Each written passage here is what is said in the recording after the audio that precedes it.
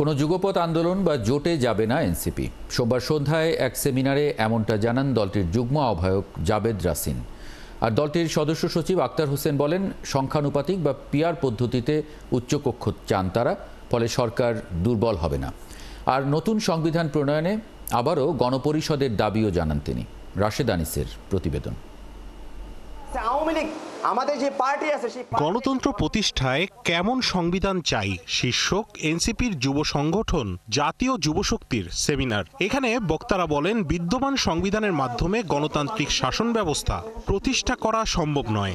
এমন কিছু আইন আছে যেগুলো দিয়ে আমাদেরকে মোটামুটি আটকে ফেলা হয়েছে। সংবিধান নিয়ে দুই বড় দলের দ্বন্দ্ব দেশকে সামরিক শাসনের দিকে নিয়ে যেতে পারে বলে শঙ্কা প্রকাশ করেন নেতারা।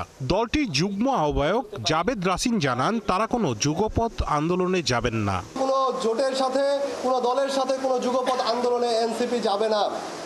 অনেক কথা ছড়াচ্ছে বাজারে, এনসিপি কোনো একটি জোটে যাচ্ছে, অমুক দলের সাথে তমুক দলের সাথে। আমি আপনাদেরকে স্পষ্ট করে বলতে চাই, এনসিপি কোনো জোটে যাবে না।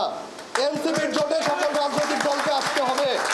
এটি সামনের নতুন বাংলাদেশ বিনির্মাণে মধ্যমপন্থী বাংলাদেশ এবং বাংলাদেশপন্থী রাজনীতিকে সামনের দিকে এগিয়ে নিয়ে যেতে এনসিপি এখানে অগ্রণী ভূমিকা, নেতৃস্থানীয় ভূমিকা পালন করবে। দলটির সদস্য সচিব আক্তার হোসেন বলেন, এনসিপি উচ্চকক্ষে পিআর চায়, নিম্নকক্ষে না।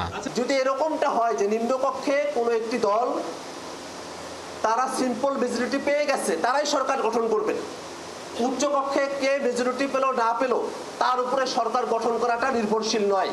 অতএব এই যে যুক্তি দেওয়া হয় যে উচ্চকক্ষে পিআর হলে সরকার দুর্বল হবে, সেই যুক্তিটা একটা খোঁড়া যুক্তি এবং সেই যুক্তিটা সত্যের অপলাপ এবং জনগণকে বোকা বানানোর যুক্তি। দলটির অন্যান্য নেতারা বলেন, ৭২-এর সংবিধানের মাধ্যমেই আওয়ামী লীগ ফেসিবাদী হয়ে ওঠে, তাই একে নতুন করে লিখতে হবে। গণপরিষদ কাম পার্লামেন্টে আসতে হবে এই সংস্কার নিয়ে। টুডে আর টুমোরো আপনারা এখানে আসবেন, এটা আমরা আজকে এখানে লিখে দিলাম। এই যে আমি সারোয়ার তুষার এখানে বলছি, আপনারা নোট করেন, এখানেই বাংলাদেশকে আসতে হবে।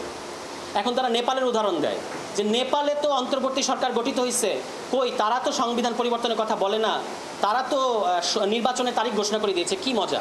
আমরা চাই এমন একটা সংবিধান, যে সংবিধান বাংলাদেশের সকল জাতিসত্তার মানুষকে এই সংবিধানের মাধ্যমে স্বীকৃতি প্রদান করবে। গণপরিষদ নির্বাচনের মাধ্যমে নতুন সংবিধান প্রণয়নে দলটি দেশের বিভিন্ন উপজেলায় উঠান বৈঠকের আয়োজন করেছে। যুবশক্তি কর্তৃক রাশেদ আনিস, ৭১, ঢাকা।